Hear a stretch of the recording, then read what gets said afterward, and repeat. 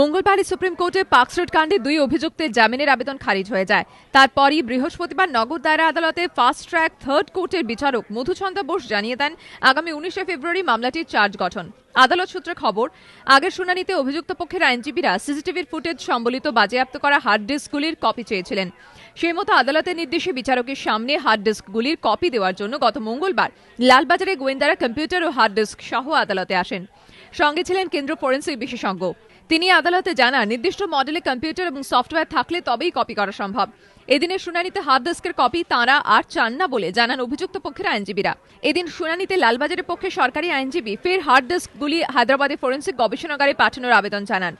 Footage পুনরুদ্ধারের জন্যই পাঠানো প্রয়োজন বলে দাবি গোয়েন্দাদের। ওই আবেদনের বিরোধিতা করেন অভিযুক্তদের আইনজীবীরা।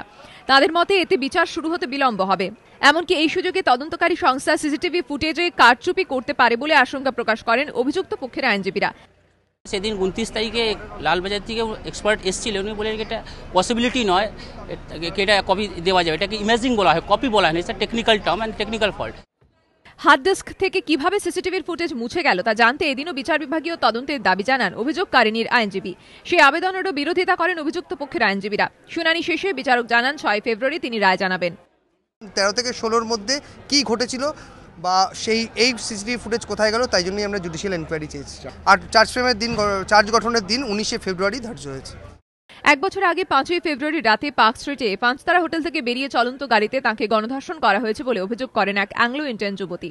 সেই অভিযোগের ভিত্তিতে রুজু হওয়া মামলাকে কেন্দ্র করে নানা বাঁধে নানা বিতর্ক শুরু হয় জল্পনা। সেই মামলার এতদিনে চার্জ গঠনের দিন ঘোষণায় আপাতত স্বস্তিতে লালবাজার। রাজস্বী দত্তগুপ্ত রিপোর্ট, এবিপি আনন্দ, কলকাতা।